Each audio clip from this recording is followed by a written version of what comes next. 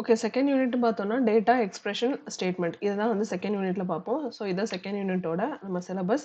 So இதில பார்த்தோம் அப்படின்னு சொல்லி பார்த்தோம்னா, இன்டர்பிரிட்டர் மோட்னா என்ன? இன்டராக்டிவ் மோட்னா என்ன? பைத்தான் இன்ஸ்டால் பண்ணி எப்படி ஒர்க் பண்றது? ஸோ எப்ப நம்ம வந்து எப்படி சேவ் பண்றது? அப்படிங்கிறதெல்லாம் வந்து முன் கிளாஸ்ல பார்த்தோம். டீபக்கிங் அப்படின்னு சொல்லும்போது, டீபக்கிங்னாலே எரர வந்து ஃபைண்ட் பண்றோம். ஸோ இந்த எரர் ஃபைண்ட் பண்றதுல நம்ம 3 டைப்ஸ் ஆஃப் எரர்ஸ் பார்த்தோம். என்னன்னா, syntax error, logical error, run time error. Syntax error அப்படின்னு சொல்லும்போது, அதோட ஸ்ட்ரக்சர்ல இப்படிதான் இருக்கணும்னு சொல்லிட்டு ஒரு ரூல்ஸ் இருக்கு இல்லையா? அந்த ரூல்ஸ்ல நம்ம ஏதாவது தப்பு பண்ணியிருக்கோம் அப்படின்னு சொன்னா எனக்கு என்ன பண்ணும்னா, அது சின்டாக்ஸ் எரர் அப்படின்னு சொல்லி ஃபார் எக்ஸாம்பிளுக்கு செமிகோலன் குடுக்கல, பிராக்கெட் க்ளோஸ் பண்ணல, நம்ம வந்துட்டு கமா ஒழுங்கா குடுக்கல, இந்த மாதிரியெல்லாம் பண்ணியிருந்தோம் அப்படின்னு சொன்னா, நமக்கு சின்டாக்ஸ் எரர்ன்னு சொல்லும். லாஜிக்கல் எரர்ன்னு சொல்லும்போது, லாஜிக்கலா நம்ம ஏதாவது ஒரு ஃபார்முலா இருக்கு. அந்த ஃபார்முலாவ லாஜிக்கலா நம்ம பண்ணல அப்படின்னு சொன்னா, நமக்கு கரெக்ட்டான ரிசல்ட் வராது இல்லையா? ஸோ அந்த மாதிரி டைம்ல நமக்கு லாஜிக்கல் எரர்ஸ் அப்படின்னு சொல்லி குடுக்கும். ரன் டைம் எரர் அப்படின்னு சொல்லும்போது, ஆக்சுவலா ப்ரோகிராம் ரன் ஆகும். பட் எக்ஸாக்ட்டான அவுட்புட் நம்ம எக்ஸ்பெக்ட் பண்ண அவுட்புட் வராது. இல்ல பார்ஷியலா ரன் ஆகும். இந்த மாரி இருக்கிறதெல்லாம் வந்து ரன் டைம் எரர் அப்படின்னு சொல்லி சொல்லுவோம். ஓகேவா?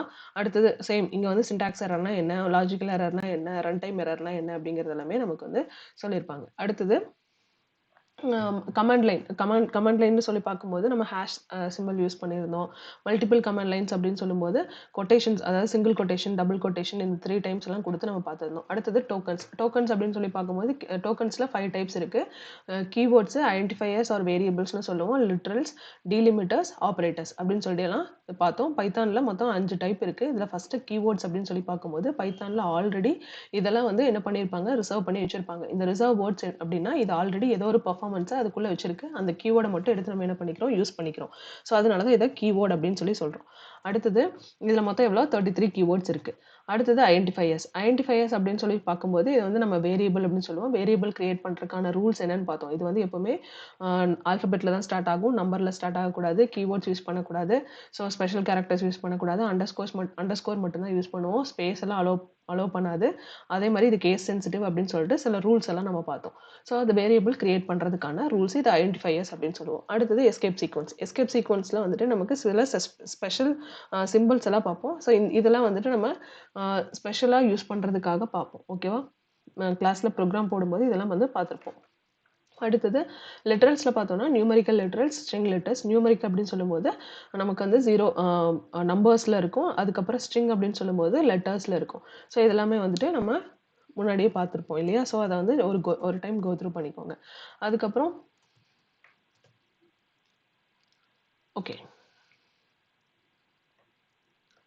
ஸோ இதில் பார்த்தீங்க அப்படின்னு சொன்னா limits of range in floating point representation. So இதில் வந்து உங்களுக்கு அந்த ரேஞ்செலாம் வந்துட்டு கொடுக்கறதுக்காக அர்த்தமெட்டிக் ஓவர்ஃப்ளோ, ஸோ ஓவர்ஃப்ளோ இதெல்லாம் வந்து நம்ம பார்த்தோம். அடுத்தது ஸ்ட்ரிங் லெட்டர்ஸ், அதுக்கப்புறம் டீலிமிட்டர்ஸ் அப்படின்னு சொல்லி பார்க்கும்போது நம்ம யூஸ் பண்ணுற சிம்பிள்ஸ், என்னென்ன சிம்பிள் யூஸ் பண்ணுறோம், என்னென்ன ஆப்ரேட்டர்ஸ் யூஸ் பண்ணுறோம் எல்லாமே வந்து கேட்டகரைஸ் பண்ணி பிரித்து வச்சுருப்பாங்க. அது வந்து டீலிமிட்டர்ஸ் அப்படின்னு சொல்கிறோம். அடுத்தது வேல்யூஸ், நம்ம உள்ள பாஸ் பண்ணுற வேல்யூஸை கேட்டகரைஸ் பண்ணி தான் நம்ம டேட்டா டைப்ஸாக பார்க்குறோம். ஸோ இப்போ இதுவே ஹோல் நம்பராக இருந்துச்சுன்னா அது இன்டீஜர், பாயிண்டர்ல இருந்துச்சுன்னா அதை வந்து ஃப்ளோட்டிங், இதே வந்து கேரக்டர்ல இருந்துச்சுன்னா அதை வந்து ஸ்ட்ரிங் அப்படின்னு சொல்லிட்டு நம்ம என்ன பண்ணுறோம், அந்த வேல்யூஸை குரூப் பண்ணி வச்சிருப்போம். ஸோ அதான் வேல்யூஸ் அப்படின்னு சொல்கிறோம். ஸோ இப்போ டைப் அப்படின்னு சொல்லி பார்த்தோம்னா இங்கே வந்து நமக்கு டேட்டா டைப்ஸ், நம்ம முன்னாடியே பார்த்த வேல்யூஸ் எப்படி வந்து நம்ம குரூப் பண்ணி வச்சிருக்கோமோ அது மாதிரி அந்த ஒவ்வொரு டேட்டாவும் என்னென்ன குரூப்ல numbers, floating point, characters, complex numbers ரெண்டுமே மிக்ஸ் ஆயிருக்கு. நம்பரும் கேரக்டரும் மிக்ஸ் ஆயிருக்குன்னா காம்ப்ளெக்ஸ் டைப்பு. அதே மாதிரி அட்வான்ஸாக பார்க்கும்போது ஸ்ட்ரிங்கு, லிஸ்ட்டு, டியூப்பிள், பூலியன் இந்த மாதிரி இருக்கிறதெல்லாம் வந்துட்டு நம்ம என்ன பார்த்தோம் அப்படின்னு சொன்னால் டேட்டா டைப்ஸில் பார்த்தோம். ஸோ நம்பர்ஸ்லன்னு சொல்லி பார்க்கும்போது இன்டீஜர் டேட்டா டைப், அதுக்கப்புறம் ஃப்ளோட்டிங் பாயிண்ட் டேட்டா டைப் அப்படின்னு சொல்லி பார்ப்போம். அதுக்கப்புறம் காம்ப்ளெக்ஸ் டைப், அகைன் இங்கே வந்து என்ன ஆகும் அப்படின்னு சொல்லி பார்த்தோம்னா நம்பர்ஸ், அதுக்கப்புறம் வந்துட்டு கேரக்டர்ஸ், சிம்பிள்ஸ் இதெல்லாமே சேர்ந்து வரது காம்ப்ளெக்ஸ் டைப் அப்படின்னு சொல்லி பார்ப்போம். ஸ்ட்ரிங் அப்படின்னு சொல்லும்போது சிங்கிள் கேரக்டர் ஒரு குரூப் ஆஃப் கேரக்டர் வந்துட்டு நம்ம ஸ்ட்ரிங் அப்படின்னு சொல்லுவோம். லிஸ்ட் அப்படிங்கிறது இந்த பாக்ஸ் பிராக்கெட் வந்து ரெப்ரசன்ட் பண்ணும். இதுக்குள்ளே இருக்கிற வேல்யூஸ் வந்துட்டு இது வந்து மியூட்டபிள், நம்மளால என்ன பண்ணிக்க முடியும், இண்டெக்ஸை வச்சு சேஞ்ச் பண்ணிக்க முடியும். ஸோ இது ஒரு சீக்வன்ஸில் இருக்கும் அப்படின்னு சொல்லி நம்ம பார்த்தோம். அடுத்தது இதில் என்னென்ன டைப்ஸ் யூஸ் பண்ணி அது என்ன டைப் ஆஃப் டேட்டா அப்படிங்கிறது எல்லாமே நம்ம வந்து டைப் அப்படிங்கிற ஒரு டைப் காஸ்டிங் வச்சு நம்ம சேஞ்ச் பண்ணிக்க முடியும். அதே மாதிரி இது என்ன டைப் அப்படிங்கிறதையும் நம்மளால செக் பண்ணிக்க முடியும். அடுத்தது டியூப்பிள் அப்படின்னு சொல்லும்போது நமக்கு நம்ம கர்லி பிரேஸ் யூஸ் பண்ணி டியூப்பிள்ஸ் பண்ணுவோம். இது வந்து இம்யூட்டபிள், நம்மளால சேஞ்ச் பண்ண ஒன்ஸ் வந்து இனிஷியலைஸ் பண்ணிட்டோம், ஒன்ஸ் வந்து நம்ம இதை வந்து டிஃபைன் பண்ணிட்டோம்னா இது வந்து என்ன ஆகாது, சேஞ்ச் ஆகாது. ஏன் அதை எப்படி சேஞ்ச் பண்ணணும் அப்படிங்கிறது எல்லாமே நம்ம டியூப்பிள்ஸோட கிளாஸில் டீட்டெயிலாக பார்த்தோம். அடுத்தது செட் அப்படின்னு சொல்லும்போது நமக்கு இங்க வந்து என்ன பண்றோம்?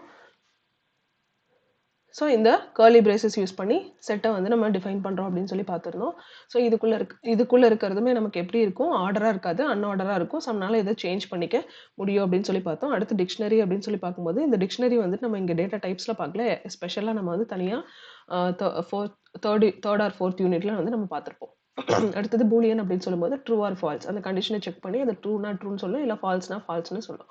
ஸோ அதை வந்து பூலியன் அப்படின்னு சொல்லி பார்த்தோம். நன் டைப் அப்படின்னு சொல்லும்போது நமக்கு அங்கே ஏதோ ஒரு டைப் இருக்கணும். பட் அது என்ன டைப் அப்படின்னு சொல்லி நான் ஸ்பெசிஃபை பண்ண வேணாம் அப்படின்னு சொல்லி சொல்கிறேன்னா, அந்த இடத்துல நான் நன் டைப் அப்படிங்கிறத நான் வந்து அங்கே டிக்ளேர் பண்ணிப்பேன். ஓகேவா? அடுத்தது வேரியபிள்ஸ் அப்படின்னு சொல்லி பார்க்கும்போது, முன்னாடியே நம்ம பார்த்தோம் வேரியபிள் எப்படி நம்ம டிஃபைன். நார்மலாக வேரியபிள் அப்படின்னு சொன்னால் நம்மளுக்கான இப்போ நம்ம ஒரு வேல்யூ கொடுக்குறோம். அந்த வேல்யூ போயிட்டு நம்மளோட மிஷினில் ஒரு பர்டிகுலர் பிளேஸில் ஸ்டோர் ஆகுது அப்படின்னு சொன்னால், அந்த ஸ்டோர் ஆகிற பிளேஸோட நேமை தான் வந்து நம்ம வேரியபிள் அப்படின்னு சொல்கிறோம். ஸோ மிஷினாக கொடுக்கறத நம்மளால் அண்டர்ஸ்டாண்ட் பண்ண முடியாது. ஸோ நம்மளாம் அதுக்கு என்ன பண்ணுறோம்? ஒரு நேமை டிஃபைன் பண்ணுறோம். அந்த டிஃபைன் பண்ணுறதுக்கு தான் முன்னாடி ரூல்ஸ் எல்லாம் பார்த்தோம். ஸோ இதை தான் வேரியபிள் அப்படின்னு சொல்லி சொல்கிறோம். ஓகேவா? அடுத்தது இந்த வேரியபிள் டிக்ளரேஷன் அதோட ரூல்ஸ் என்ன அப்படிங்கிறதெல்லாம் முன்னாடி பார்த்தோம். Creating variable. இந்த அடுத்து நெக்ஸ்ட் வந்து எக்ஸ்பிரஷன். ஸோ எக்ஸ்பிரஷன் அப்படின்னு சொல்லும்போது எது வந்து எதெல்லாம் வந்து எக்ஸ்பிரஷன், எதெல்லாம் வந்து ஆப்பரேட்டர், எதெல்லாம் ஆப்பரண்ட் அப்படின்னு சொல்லிட்டு நம்ம முன்னாடியே கிளாஸில் பார்த்தோம். ஸோ அதை வச்சு என்ன பண்ணிக்கலாம்? நம்ம இதை வந்து சும்மா என்னென்ன பேசிக்காக தெரிஞ்சு வச்சுட்டு ஒர்க் பண்ணிக்கலாம். ஓகேவா? அடுத்தது arithmetic expression, relational conditional expression, அதே மாதிரி லாஜிக்கல் எக்ஸ்பிரஷன், கண்டிஷனல் எக்ஸ்பிரஷன், இதெல்லாம் வந்து முன்னாடி நம்ம பார்த்துட்டோம். அடுத்தது ஸ்டேட்மெண்ட். ஸ்டேட்மெண்ட் அப்படின்னு சொல்லும்போது இது வந்து ஒரு இன்ஸ்ட்ரக்ஷன். இந்த இன்ஸ்ட்ரக்ஷனை ஃபாலோ பண்ணி நம்ம என்ன பண்ணுவோம் அப்படின்னு சொன்னால் ஒர்க் பண்ணுவோம். அதுதான் ஸ்டேட்மெண்ட் அப்படின்னு சொல்லி பார்த்தோம். ஸோ இதில் அசைன்மெண்ட் ஸ்டேட்மெண்ட். அசைன்மெண்ட்டில் சிங்கிள் ஈக்குவல் டுக்கும் டபுள் ஈக்குவல் டுக்கும் என்ன டிஃபரன்ஸ் அப்படின்னு சொல்லிட்டு நம்ம பார்த்தோம் இல்லையா? சிங்கிள் ஈக்குவல் டுனா ஒன்று அசைன் பண்ணுறோம், டபுள் ஈக்குவல் டு அப்படின்னு சொல்லும்போது ஒன்று செக் பண்ணுறோம், ஈக்குவலாக இருக்கான்னு சொல்லி செக் பண்ணுறோம். நெக்ஸ்ட் டியூப்பிள் அப்படின்னு சொல்லும்போது முன்னாடியே நம்ம பார்த்த மாதிரி இது வந்து இம்மியூட்டபிள், நம்மளால சேஞ்ச் பண்ண முடியாது. ஸோ இதை ரெப்ரசென்ட் பண்ணுறது அப்படின்னு சொல்லி பார்த்தோம்னா நம்ம வந்து ப்ராக்கெட், நம்ம பராந்தசிஸ் இந்த ப்ராக்கெட்டில் வந்து நம்ம என்ன பண்ணுவோம் அப்படின்னு சொன்னால் டிஃபைன் பண்ணுவோம். அதுக்கப்புறம் பார்த்தோம் அப்படின்னு சொன்னால் இதில் இருக்கிறத எப்படி சேஞ்ச் பண்ணுவோன்னா ரீப்ளேஸ் அப்படிங்கிற ஒரு ஆப்ரேட்டர் யூஸ் பண்ணி ஒரு மெத்தடை யூஸ் பண்ணி என்ன பண்ணுவோம்னா உள்ளே இருக்கிறத சேஞ்ச் பண்ணிக்க முடியும். ஸோ அதை எக்ஸ்டெண்ட் பண்ணிக்க முடியும். பட் ஆனால் என்ன பண்ண முடியாது? டேரெக்டாக ஒரு எலமெண்ட்டாக அதோட இண்டெக்ஸை வச்சு நம்மளால் சேஞ்ச் பண்ண முடியாது.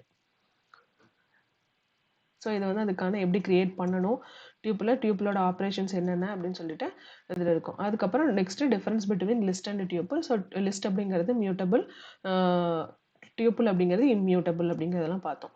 ஸோ இது வந்து எப்படி ஒர்க் ஆகுது? இந்த ப்ரோக்ராம் வந்து ஆக்சுவலாக இதை வந்து உங்களுக்கு ஃபஸ்ட்டு சிஏலேருந்து கேட்டுகிட்டே வராங்க. ஸோ இதை வந்து பார்த்துக்கோங்க. ஸோ அடுத்தது இப்போ மேத்தமெட்டிக்கல் ஆப்ரேஷன் அப்படின்னு சொன்னால் நமக்கு எந்தெந்த ஆர்டரில் அது வந்து கால்குலேஷன் ஒர்க் ஆகும் அப்படின்னு சொல்லிட்டு பெம்டாஸ் அப்படின்னு சொல்லிட்டு ஒன்று பார்த்தோம். ஸோ இதில் வந்து என்னது பேராந்திசிஸ், அதுக்கப்புறம் exponential, multiplication, division, addition, subtraction, இதுக்கு தான் வந்துட்டு இந்த பெம்டாஸ் அப்படிங்கிறத சொல்கிறோம். ஸோ இது எப்படி ஒர்க் ஆகுது அப்படின்னு சொல்லிட்டு ஒரு சின்ன எக்ஸாம்பிளோட கொடுத்துருக்காங்க. அதை அப்படியே செக் பண்ணி பார்த்துக்கோங்க. இந்த டேபிளில் பார்த்தீங்க அப்படின்னு சொன்னால் உங்களுக்கு அதுக்கான ஃபுல்லாக எந்தெந்த சிம்பிள் எந்த ஆர்டரில் ஒர்க் ஆகுது அப்படின்னு சொல்லி கொடுத்துருப்பாங்க. அடுத்தது கமெண்ட்ஸ் அப்படின்னு சொல்லும்போது ஹேஷ் டேபிள், அதுக்கப்புறம் சிங்கிள் கொட்டேஷன், டபுள் கொட்டேஷன், அந்த மாதிரி எல்லா கொட்டேஷனும் யூஸ் பண்ணி நம்ம என்ன பண்ணுவோம்? அந்த கமெண்ட்ஸை வந்து நம்ம பாஸ் பண்ணுவோம். எதுக்குன்னா ஃபியூச்சர் ரெஃபரன்ஸ்க்காக அங்கே என்ன பண்ணியிருக்கோம் அப்படிங்கிறத நம்ம ஐடென்டிஃபை பண்ணணும் அப்படிங்கிறதுக்காக நம்ம அந்த ஒரு இன்ஃபர்மேஷன் ப்ராசஸ்க்காக நம்ம அதை கொடுத்துக்கிறோம். அதுக்கப்புறம் ஃப்ளோ ஆஃப் எக்ஸிக்யூஷன் அப்படின்னு சொல்லி பார்க்கும்போது ஸோ எப்படி இது ஒர்க் ஆகுது, எப்படி எக்ஸிக்யூட் ஆகுது அப்படிங்கிறதெல்லாம் நம்ம பார்த்துருந்தோம். அதுக்கப்புறம் மியூட்டபிள், இம்மியூட்டபிள் டைப் அப்படின்னு சொல்லி மியூட்டபிள்னா நமக்கு சேஞ்ச் ஆகும், இம்மியூட்டபிள்னா சேஞ்ச் ஆகாது அப்படின்னு சொல்லி நம்ம பார்த்துருந்தோம். அதுக்கப்புறம் இன்டென்டேஷன். பைத்தானை பொறுத்த வரைக்கும் இன்டென்டேஷன் அப்படிங்கிறது ரொம்ப முக்கியம். ஏன் அப்படின்னு சொன்னால் நம்ம இங்கே பெருசாக கர்லி பிரேசஸோ அதெல்லாம் வந்து எதுவுமே யூஸ் பண்ணுறதில்ல. ஸோ கம்பைலர் எப்படி ஐடென்டிஃபை பண்ணும் அப்படின்னு சொல்லி பார்த்தோம்னா அதோட இன்டென்டேஷனை வச்சு தான் ஐடென்டிஃபை பண்ணும். ஓகேவா? அடுத்தது இன்புட் ஃபங்க்ஷன். இந்த இன்புட் ஃபங்க்ஷன் முன்னாடியே ப்ரோக்ராம் போடும்போதே பார்த்துருந்தோம். யூசர்கிட்ட இருந்து இன்புட் வேல்யூஸை வாங்கி அதை வந்து ப்ராசஸ் பண்ணுறதுக்காக நம்ம இன்புட் ஃபங்க்ஷன் அப்படிங்கிறத நம்ம பார்த்துருந்தோம். ஓகே, இங்கே வந்து இன்புட் ரா இன்புட், இந்த ரா இன்புட்டுக்கும் அதே மாதிரி இன்புட்டுக்கும் என்ன டிஃபரன்ஸ் அப்படின்னு சொல்லிட்டு கிளாஸ்ல நான் சொல்லியிருந்தேன். ஸோ இன்புட்னா நம்ம வந்து கிடைக்கிற வேல்யூஸ் வந்து எப்பவுமே டிஃபால்ட்டாக இன்புட் வாங்கும்போது அது என்னவா இருக்கும்? ஸ்ட்ரிங்காக தான் இருக்கும். ஸோ முன்னாடி இன்ட்டுன்னு கொடுத்து நம்ம என்ன பண்ணுறோம்? அதோட டைப்பை வந்து சேஞ்ச் பண்ணி ஒர்க் பண்ணிட்டு இருந்தோம். ஸோ இங்கே ராவாக கொடுக்குறோம் அப்படின்னு சொல்லும்போது என்ன ஆகும்னா கிடைக்கிற வேல்யூஸ் ஆட்டோமேட்டிக்காக நமக்கு என்னவாகும்? இன்டீஜராகவே கிடைக்கும். ஸோ இங்கே இன்ட்டுன்னு கொடுக்கறதுக்கு பதிலாக நான் வந்து ரா இன்புட்னு கொடுக்குறேன் அப்படின்னு சொன்னால் டிஃபால்ட்டாக அது வந்து ஸ்ட்ரிங்காக இருக்கும். பட் ரா இன்புட்னு கொடுக்கும்போது அது என்னவாகும்?